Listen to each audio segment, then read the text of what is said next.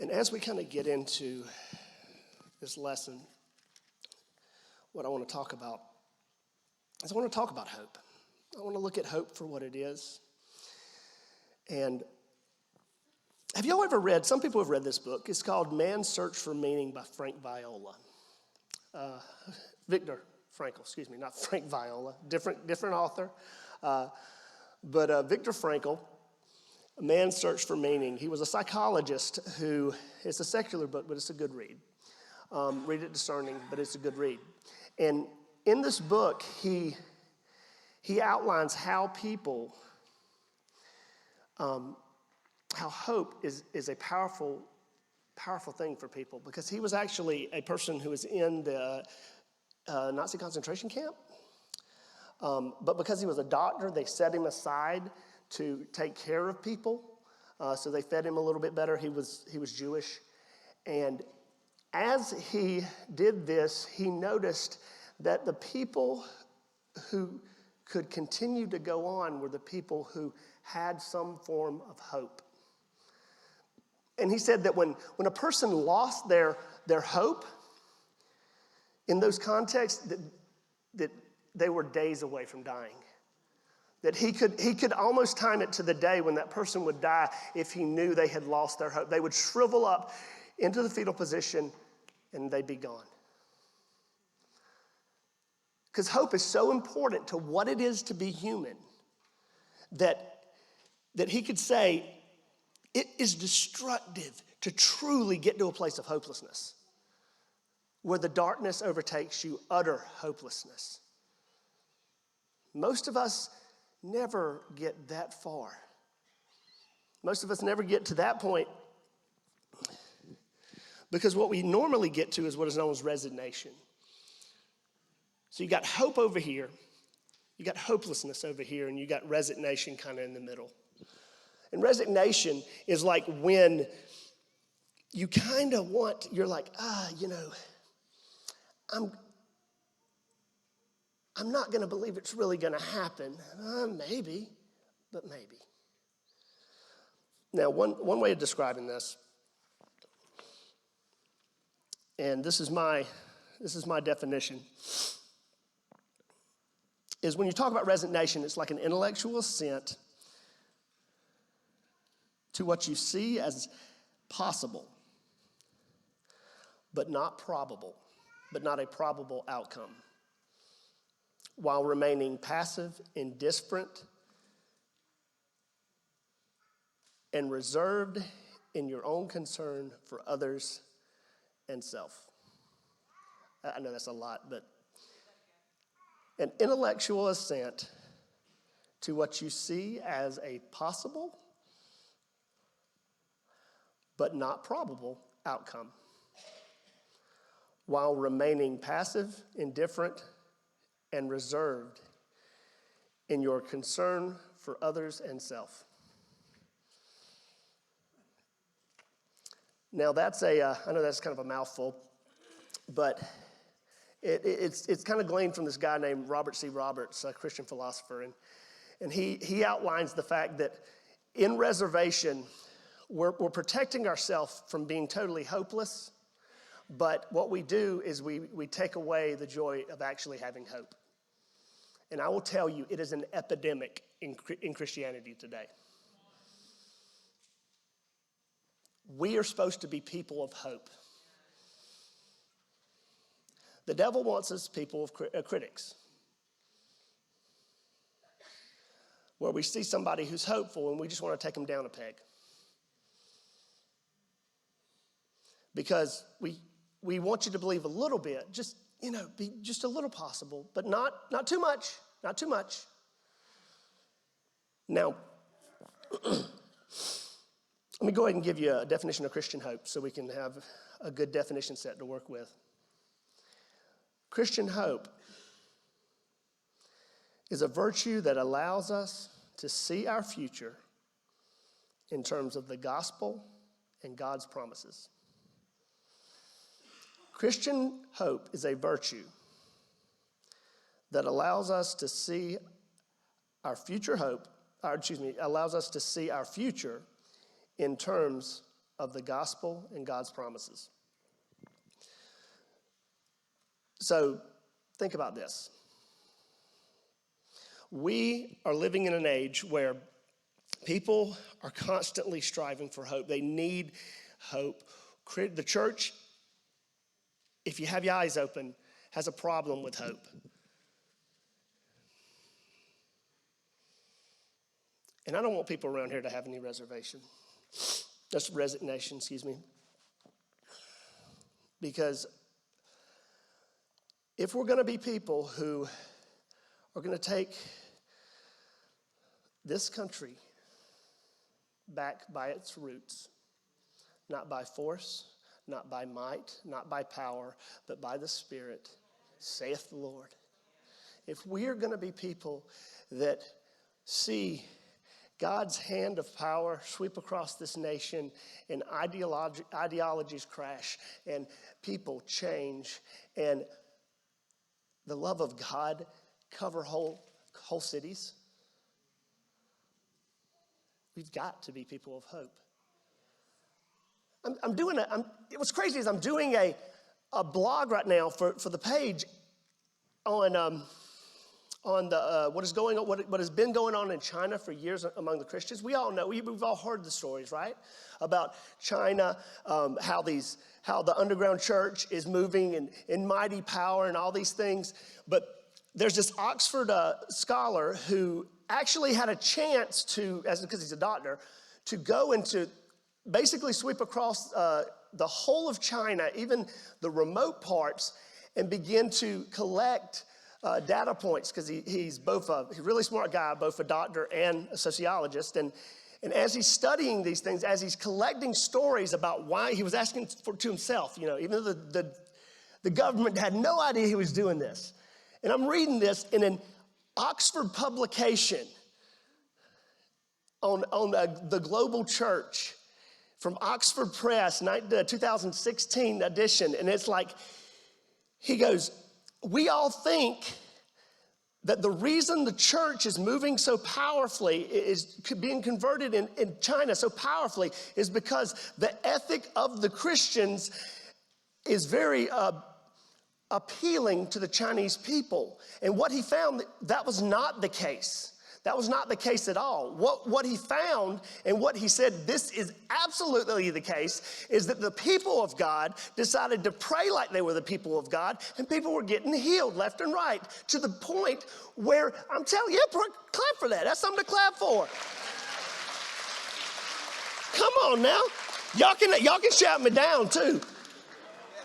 What you don't know is when I got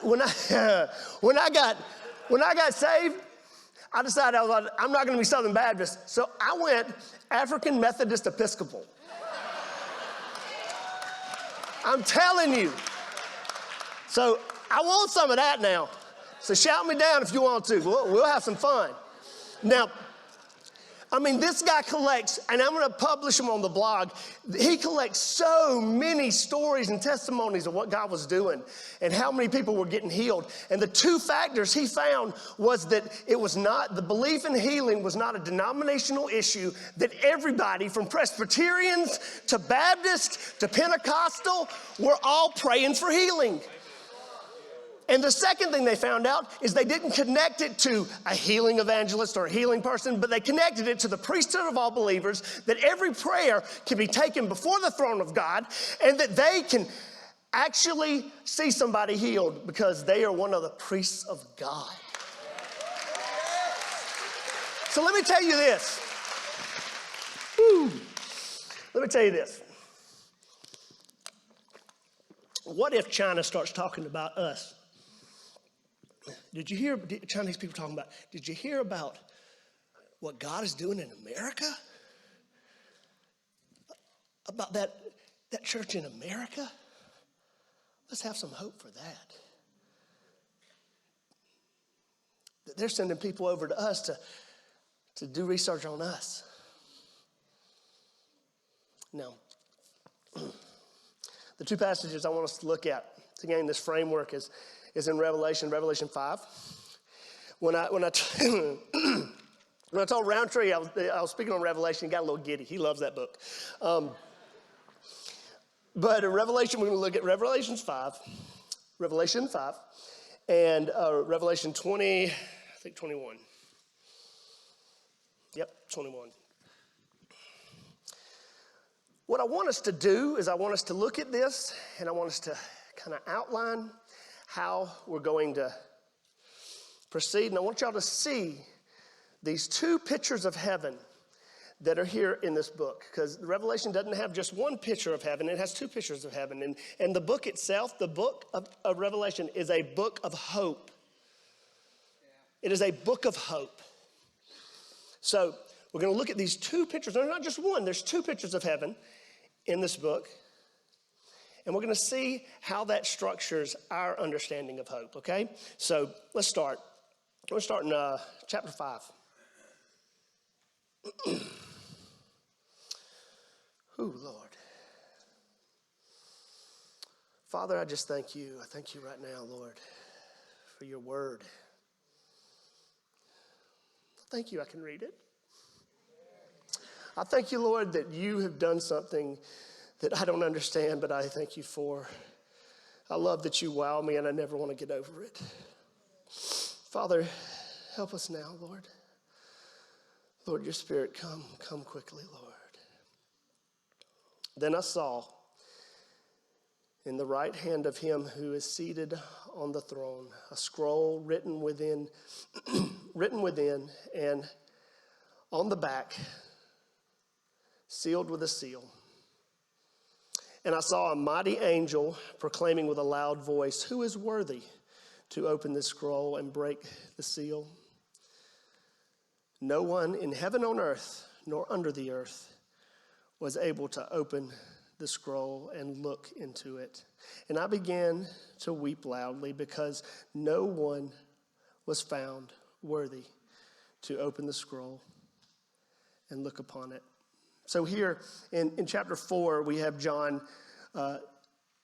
Jesus basically says, "Come up here." And, he gets some rapture practice. And he has this, he's brought into the throne room of God, the heavenlies. And as he's brought in, he's put before him the scene we just read. And it's the scene of, he's standing there. Can you imagine John just standing there going, and he's listening to what's going on, and they're talking about a scroll that can't be opened, and he's like, what's going on? Why can't the scroll be opened? I don't understand. And I love what it says. And I began, in verse 4, I began to weep loudly because no one was found worthy to open the scroll and look upon it. So he's in this scene of heaven where he cannot figure out that there's nobody that can open the scroll, and all of heaven is beginning to travail. It's beginning to be like, what is going on? This is heaven. Why? God's there. Why can't this seal be opened? Why can't the scroll be opened? My personal opinion, in verse 5, it says, and one of the elders said to me, "Weep no more. Behold, the Lion of the tribe of Judah and the Root of David has conquered, so that he can open the scroll and its seals." I think between verse 4 and verse 5, Jesus was telling his disciples a little something called the Great Commission. And he was ascending at that moment into heaven. And as he was ascending, they're weeping. Heaven's weeping, and he's ascending. Heaven's weeping, he's ascending. He's thinking, I'm on my way. Just give me a second. And I love the entry here. It's honestly, to me, in my mind, it's like a movie. It's like Jesus goes, poof, kicks the door down. And that elder screams, "Weep no more, behold the Lion of Judah." I mean, talk about an entrance into heaven. Now, that's my Jesus right there. And the beauty of it the beauty of it. He's able to open the scroll. God is on the throne, but only he is able to open the throne? Open the scroll? Why is he the only one that's able to open the scroll? Right there. It tells us in verse 5, it says, he has conquered so that he can open the scroll, and it says, he has conquered. Is that present tense or past tense? Come on, there's an English teacher somewhere in here, I know. Come on now, there's an English. That's past tense. He has conquered. It is over. And he has the right to open the scroll. It's called the scroll of victory. It's called the scroll that shows that he has all power and authority, that he has gained all power and authority. The same power and authority he talked about in the end of Matthew, right? All power and authority has been given unto me. So now, Dawson, pull yourself back some. And we start talking about Jesus, and y'all don't know, he undid my life. He undid my life.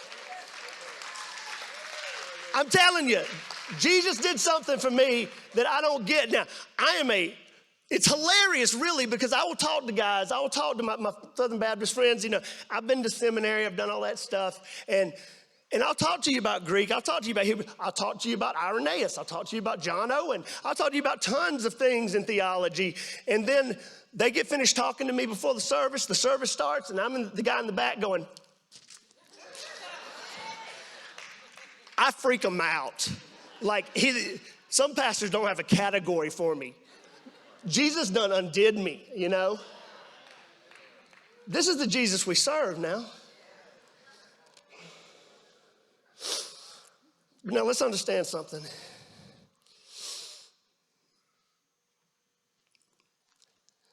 He's the victorious king. He's the one who has conquered. He holds all power and authority. Do you think he can be trusted? He has conquered all. He has conquered all. Now, when we talk about things like healing, and we understand it from that perspective, he's conquered all. He's done all the provision that is necessary for all things. Not just some things, for all things. But think about it from his vantage point. He's in heaven here. He's in heaven. So how does he understand the salvation he brings to us? He understands it in its full scope, because he's seeing it from an eternal perspective. Now, here's how that applies to healing. First of all, what it does is it helps us understand why in the New Testament you will see the understanding of salvation come in 3 tenses. It'll say in places, I have been saved. It'll say in places, I'm being saved. And it'll say in places, I will be saved. So he sees all 3 of those tenses in our lives, because he sees it from an eternal perspective. Now, what does that mean for us when it comes to things like sin? Because we know that in the garden, sin happened. We know Paul tells us from Romans that when sin entered the world, death entered the world. And when death entered the world, corruption came with it as a natural consequence. And what is corruption? Corruption is sickness, is the decay of the body, is the opposite thing that resurrection is, that our resurrection body is. We live and exist in a decaying corruption of sin and sickness. And those things are parallel but different in that it is a result of death that sickness has come. Although its tie was sin, and when Jesus conquered sin, he conquered all things, even death. So when we understand, we can gain from understanding sin a framework. And it goes like this. It's like Jesus has dealt with the power of sin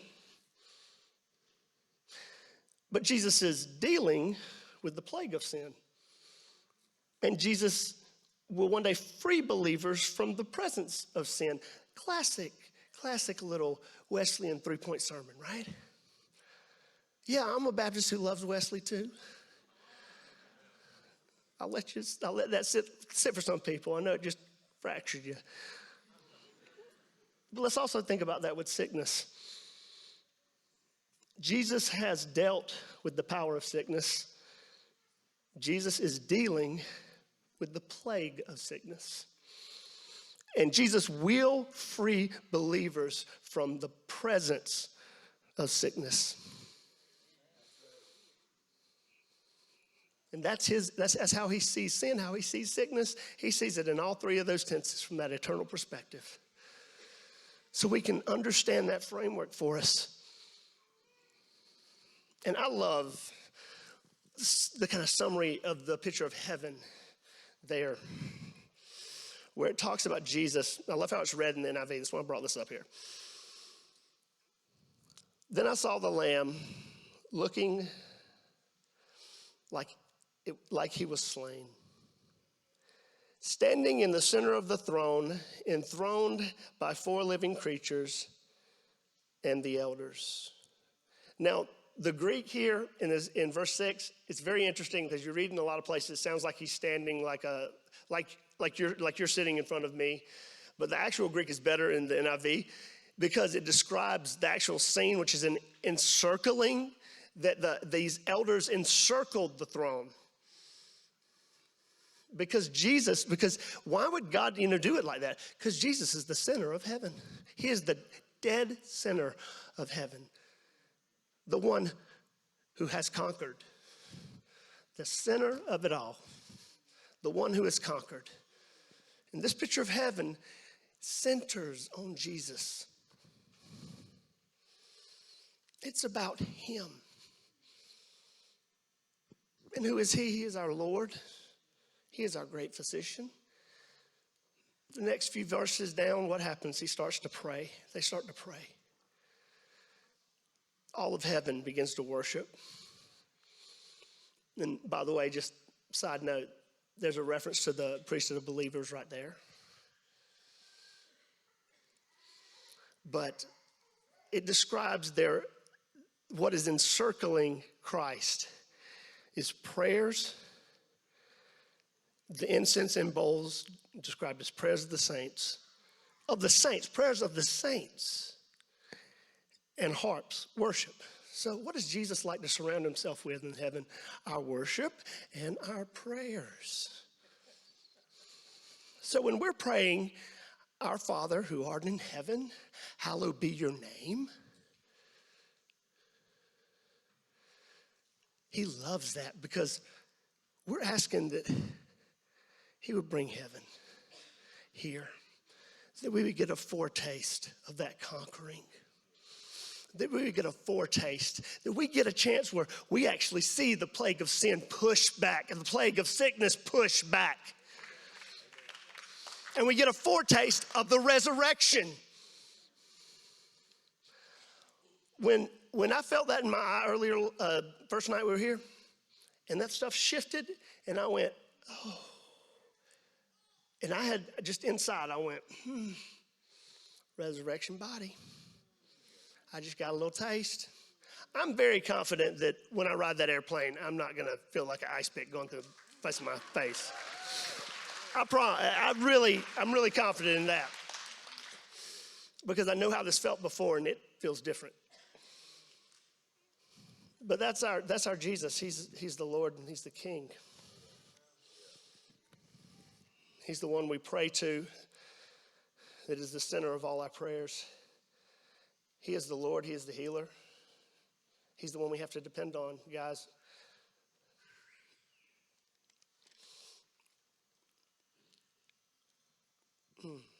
Let's turn to chapter 21. See the other picture in heaven. Other picture in heaven is now this is the second picture of heaven. I'll go ahead and read it. It says, when I saw a new heaven and a new earth, for the first heaven and the first earth had passed away, and the sea was no more. And I saw the holy city, the new Jerusalem, coming down of heaven from God, prepared as a bride adorns her husband. I heard a loud voice and a throne saying, "Behold, the dwelling place of God is with man. He will dwell with them, and they will be his people, and God himself will be with them as their God." The fulfillment of the bridal covenant, the new covenant's fullest expression. He will wipe away every tear from their eyes, and death shall be no more. Did y'all hear that? And death shall be no more. Neither shall there be mourning, nor crying, nor pain anymore. That should make us all happy. The older I get, the more I love that verse, let me tell you. Oh, and I love this phrase. For the former things have passed away. For the former things have passed away. This is the other hope that we're given, the other hope that we see, the hope. And the interesting thing of this passage is it's created like a chiasm. In Greek, a chiasm is basically kind of like a do-do-do-do-do. It's a little circle where verses are stacked on top of each other. And you have, in this one, you have the first verse 4 and verse 1 that are parallel. And you have verse 2 and verse 3 that are parallel. So in verse 2 and 3, we see a picture of the consummation of the bride. Now, if you read this imagery, it's very beautiful because it's this imagery of a bride meeting their groom, and they're coming and meeting together, the meeting of the two in its fullest expression. It's a picture of the fact that we will one day no longer be pilgrims. We will no longer be pilgrims in a foreign land. We will no longer be exiles, but we will be back in our Eden. No longer exiles, but back in our Eden. That's a beautiful picture. And if that doesn't warm your heart, somebody needs to pray for you. So now, but these other two verses describe, I saw heaven and I saw earth. For the first things had passed away. And then verse 4, I will wipe away every tear from their eyes. Death shall be no more. In the bottom, for the former things have passed away. It's a picture of the restoration of all things, that all the corruption of this world, all the things that the progression, the historical progression of sin that has slowly corrupted this world to the point that it just needs to be burnt and remade new. And in that, all former things have passed away. There's no more crying. There's no more death. Let that hope sink into you for a second. Let that sink into you for a second. Now,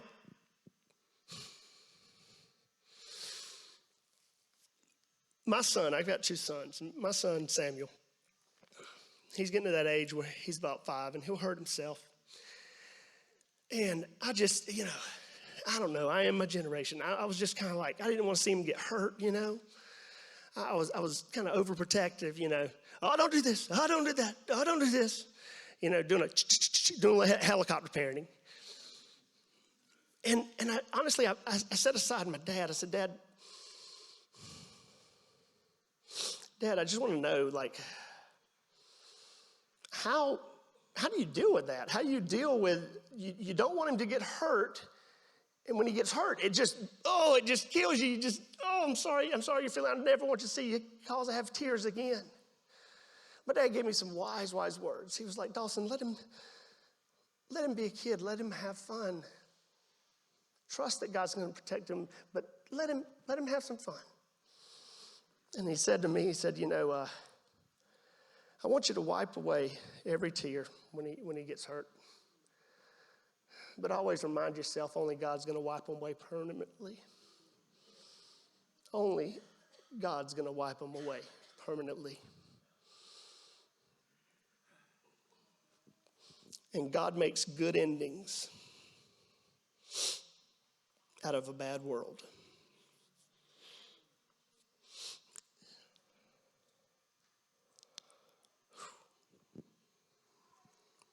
Now, why did I just describe these two pictures of hope? These two pictures that we want to put our focus on. Both of them have a power in them to really invoke hope in us. Because the way God has structured hope in the lives for Christians is that he wants us to live hope on hope. He wants us to live in a way that we would, let's talk about Revelations 5, that we would live in a hope that God's going to heal, in a hope that Jesus is on the throne, in a hope that he has conquered all, in a hope that things will change, and also in a hope that God's good end will happen. And a hope that no matter what, God's good end ends it all. It's kind of like a picture of a tightrope walker. Have you ever been to the circus? You have a tightrope walker, and the tightrope walker is walking across this tightrope, and his hope is that he gets across to the other side, that he makes it all the way to the other side. But if he were to fall, there's this net below him that catches him. His hope also has a hope. That his hope has a whole nother hope under it. And we're living hope upon hope upon hope. Y'all hear me? Do you see that? That's good theology. By the way, that's good theology. That's good theology. To put it in, nice academic terms, it is the split dimension of the eschatological hope in which the believer embraces and lives out his life. So we live in such a way that we can pray, thy kingdom come, thy will be done. We can pray with absolute assurance that our King has conquered all, that one day death will be no more, that it is a defeated foe. In the hope. Ooh, I'm attracting bugs.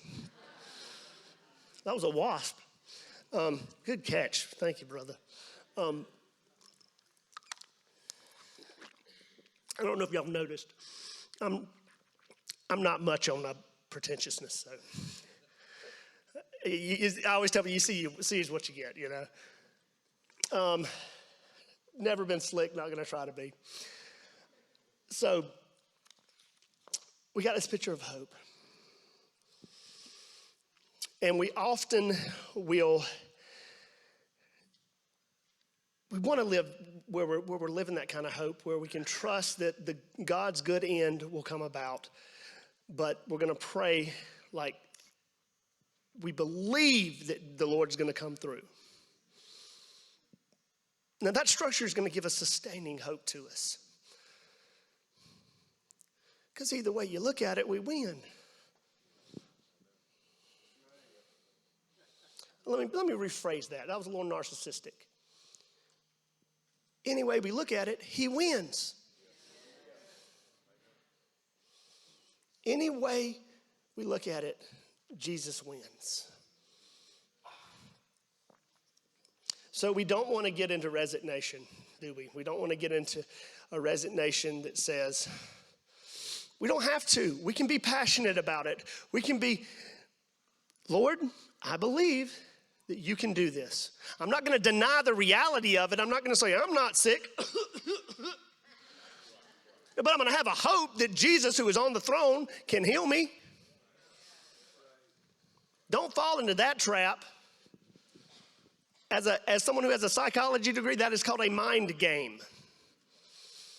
in which you convince yourself of something that is not true, and some psychosomatic symptoms may abate, but I can tell you right now, it has a hard time with cancer. But we can have a hope that God would do something. And resignation is something that will whisper to us something like this. Hey, what is normal is what's natural. Resignation will come in and say, hey, what's normal is what's natural. But you got to realize we're living in a fallen world. This is unnatural to what God has created, to what we will have in the end. So we say, no. What is normal is not what is natural. Because right now death reigns, but it is the last enemy and it will be defeated. So we can have hope, much like those four, those three guys in the fiery furnace. What did they say to Nebuchadnezzar? Yeah, it doesn't matter what you do. I'm not going to bow my knee to you because God is willing and God is able, but even if he doesn't, he's still God. That's walking in some hope. That's the kind of walking in hope we want to walk in. So don't have this resignation that'll tell you, oh, listen, the way the world is, that's just normal. No, we are living in a fallen, corrupt world that we will have to deal with things because it is fallen and corrupt. But there is a day, maybe tomorrow, maybe when God's good end happens, that it all comes out. That he wins. That's our hope. That's how we walk in hope. That's how we walk in hope on hope. And we don't listen to resignation. Resignation has a way to make us pray things like, hey, just pray for comfort. Now, there's time to pray for comfort. But there's nothing wrong with also going, Lord, please heal this person. So it'll tell you, hey, just pray a little prayer. Don't really pray like you mean it. Don't get your hopes up. Yeah. Amen. That's what I'm talking about. But the thing is, if the world is unreal, if the world is backwards, if the world is unnatural because of the fall, then to pray a prayer with hope is to pray against the status quo. It is to be a rebel in a fallen world. There's a famous theologian by the name of David Wells who wrote this article called Praying Against the Status Quo, where he outlines the nature of the fallen world and then says to pray for things that are, again, the status quo is what is kind of what we see is what we get. So the status quo is this fallen world, and to pray against that is to be a rebel in your prayers. It's to pray against the status quo. It'll make you weird. It'll make you, because everybody's going to think the normal is natural because they trust their experience. It's going to make you, but guess what? You're also going to see hope come through in power. It may take 100 prayers. It may be the first prayer you pray, but it'll come through. And then we can live with this expectancy and this appreciation of a conquered king while knowing that he wins in the end. It's a little, I'm a classic Baptist. Let me give you 3 little action points on how to pray for healing with hope on hope. First one, hang our hopes on the gospel and God's promises. Second, hang our hopes on the gospel and God's promises. That's that first hope. That's walking that tightrope. And you feel it too, that tension. You're going to feel that tension. It's going to feel like walking a tightrope. And the second one is resting in the certainty of God's good end. It's the posture of your heart as you pray, the hopeful posture of your heart. And the third is to resist resignation all the time.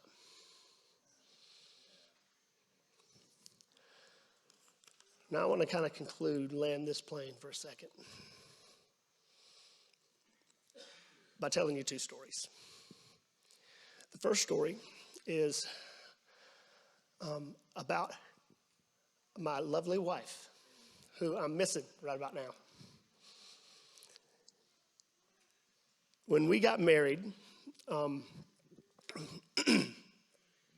I knew her from college, but I didn't date her in college. She actually dated my best friend. We left college. I went off as a missionary to Turkey, and came back 7 years later. And he's getting married to someone else. They broke up amicably. He slides her number to me, right? And I take it, and I'm like, "Who is this?" And he's like, "This is Emily's number." I was like, "Oh, cool. That's all. I guess I'll give her a call, see what she's up to. It's good to connect with old friends." He's like, "Oh, dude." He goes, "You walked out of the room when she would walk in because you were so guilty." Because I did, man. He's my buddy, And I just felt bad because I was like, "She's gorgeous," And I would just walk out of the room, and he was like, "We all knew." And I was like, "I hit it so well." "No, you didn't." So I call her up, get an answer machine, on the little phone answer machine. And I'm like, "Oh, she didn't answer. I'll call again." So I called again. I like to say I called one less time than stalking. I say it's about 25, 24. She's like, "No, Dawson, it was about 10. Just don't no, it was about 10. But we get married, and I sealed the deal on that first conversation. Went 3 hours on the phone, one date, and boom, 6 months later. I knew what I was doing. I had a game plan. So we get married, and she begins to have these pains. And we go to the doctor, and the doctor tells us, "Hey, we've done the ultrasounds, and there's a softball-sized tumor on her right ovary and a Nerf football-sized tumor on her left." 6 months into our marriage,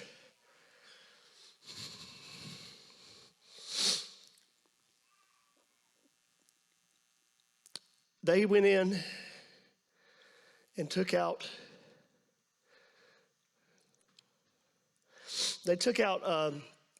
her whole right ovary. And by the grace of God, they put back together, literally opened up a tumor, found good tissue, and found about 15% of her left ovary, and patched it together and sent us on our way. And for 7 years, no kids. I had resigned myself to have sons and daughters in the faith, and to just raise up kids. My wife was not going to give up her hope of being a mother. But at the end, she actually, sorry, I get emotional about this. She told us, she came to the doctor. It was a hard time after about 7 years. Went to the doctor to see how everything was going. She was having some hormone issues, and we get 2 tests back. She is negative in the egg count, not putting out any eggs, and menopausal in hormone levels. She is crushed. About that time, I was leading a home group that, just the way it works with me, that had pastors in it. And one of the pastors said, hey, come to church on Wednesday. I want to do something with you. He got the elders around her, prayed for us. And I, in my resignation, was like, okay, whatever.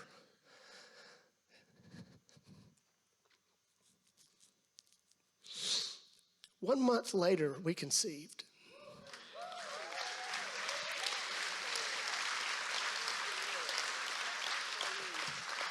I love this part, though. The doctor, after we had our child, the doctor's doing some preliminary stuff. And he turns to me with the ultrasound. He goes, her right ovary, it is just a perfect, round right ovary. And you'll be able to have more children if you want. And I was like, doctor, have you looked at her notes? Have you looked at her records? And the doctor's just going, I don't know. And he pulls them up on his iPad and he's like, that ain't right. And I was like, say, that ain't right? No, that's Jesus, son. And I got to tell that doctor about Jesus. And we named my son Samuel. Because the barren will bear. And we also got a sidecar named Micah, who right now is the bane of his brother's existence. But they will be friends one day. I'm just believing for that, hoping for that. That's the first story I want to tell you. That's hope. Now, the second story is about my dad. My dad's a very interesting guy, man. So, my dad was a cop for about 10 years before becoming a pastor. And so, he has this great dad joke. He says, I went from law to grace. Every pastor in here is like, that's funny stuff right there. Everybody else is like, I don't get it. And then, but when he was a cop, he hurt his back, and through the years, he has had over 7 back surgeries on his back. We're talking about mangled, disfigured back. His lower back looks like it's been cut so many times, it just looked like meat. Tons of pain. When I was about 10, these people would come to him and tell him he had he should not be in the pulpit because of his condition. That he didn't deserve to do that because he obviously didn't have the faith for healing. And it sunk my dad into resignation. And there he stayed for over 15 years. And I know these guys told you at the beginning of the sermon about how, it's the things that, really it's not that hard. It's just the little things I do for them.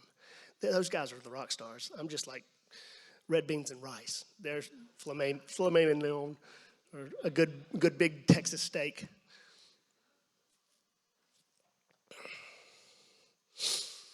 But they interviewed a guy named Craig Keener on miracles. Y'all probably have seen this video. So I sent it to my dad, right?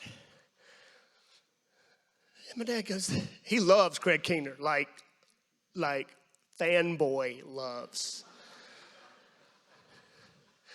When I did for the Mark study, when I did the study guide, I got his email, and me and Craig were back and forth on a few things. And he literally was like, you talked to Craig Keener? I was like, I emailed him. You emailed him? I was like, it's like you meeting, the Pope or something. That made him mad, but anyway, he's Baptist. So he watches this video, and he then bought Craig's book on miracles.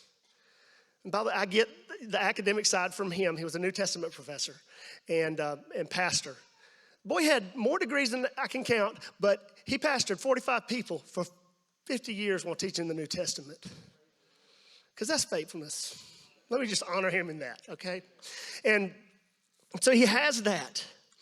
He reads that book and he goes, I think I've changed my position, by the way, Dawson. I was like, oh, was it the massive amount of evidence against it? And he said, yes, yes. And then a little bit later, he calls me up and said, hey, I got some bad news. My kidney cancer has returned. It's inoperable, and they're giving me 4 months. He said, but I'm holding to the promises. I'm doing what the doctor said, but I'm holding to the promises. And I would call him because he's been retired for years, and he would just say, he wrote an Old Testament commentary. It's really just an Old Testament commentary for Dawson. Somebody's going to read it. And he started to write a New Testament commentary. That's how he feels this time. If that says anything about me, it really does. And I would call him and he'd be, hey, I'm in Matthew. Let me tell you what I've learned today. Oh, by the way, you know what I did this morning? I was like, what? I prayed and I'm holding to the promises. He would get to Matthew, Mark, and John. Hey, Dad, how you doing? Let me tell you about what I learned in John. What'd you learn? That's interesting. Oh, by the way, hey, I prayed this morning, and I'm holding to the promises. Same way through Ephesians. Same way through Hebrews. We get to Jude. He's still saying it. Hey, Dawson, I'm pleading the promises. We went and saw him last week. Not last week. About a year ago. Yeah, last week, year ago.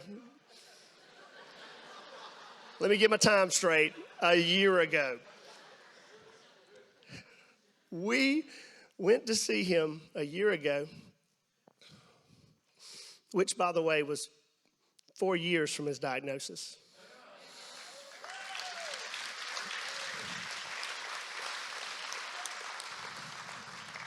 And 4 months became 4 years.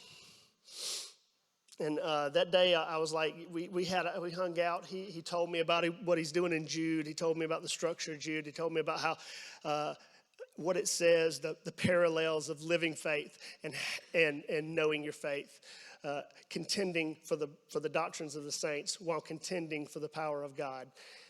Trust me, I was loving some of hearing this coming from him. We took him to the doctor that day, rolled him into to the wheelchair with him. He's in a wheelchair because he's kind of weak. And he looks over in the corner, but like there's nothing over there, but he looks over in the corner and then he turns and he looks at me and gives me this big grin, right? Huge grin. And he says, huh. And then he smiled at me. And he smiled at me in that way that I knew when I was young that he knew something that I didn't know. And he wasn't going to tell me. But he smiled. You know, every child, every parent knows that smile you give them, right? He gave me that smile. And I went to roll him into the doctor's office. Before I made it to the door, he was gone.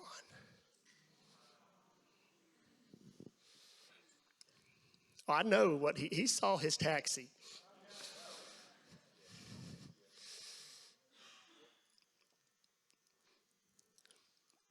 And the day before, on that morning when we were talking about Jude, he stopped and he said, one more time he schooled me in theology. One more time he showed me what's what. He said, I found the secret. I get how we're supposed to live this life. And I was like, just tell me. He goes, you hold to the promises until the promises are holding you. Yeah, he could preach. I'm telling you, he could preach. And I was like, Daddy, that's good. You need to write that down. He goes, maybe one day. I think he knew. And a hope on hope living is about holding to the promises until the promises are holding you. Praying like he's going to do it right now while holding to the promises until those promises are holding you. That's living hope on hope.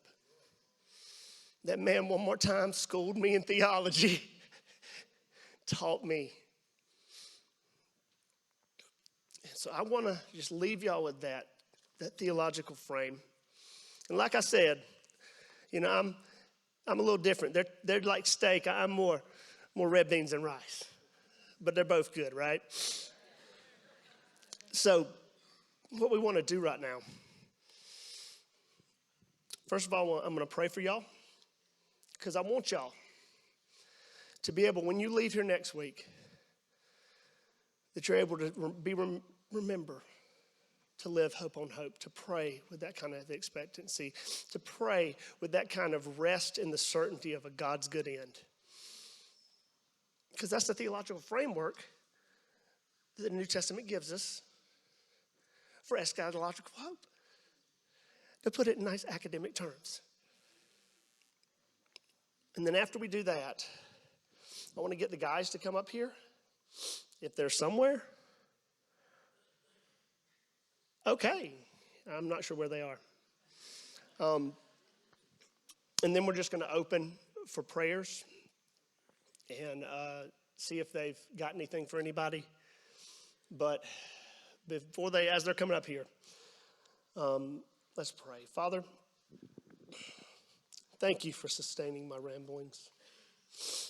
Thank you for being a good God that teaches us simple truths on how to live.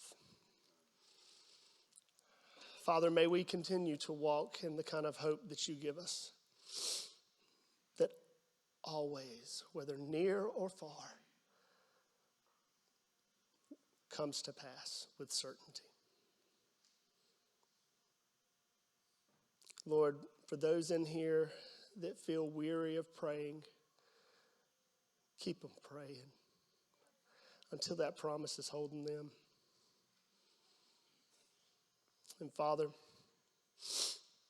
may we go forth from here in such power that we hear for the coming year nothing but testimonies of what God has done. For you get all the glory. Because it's not about us, it's about you, Lord. It's about your kingdom. In Jesus' name, amen.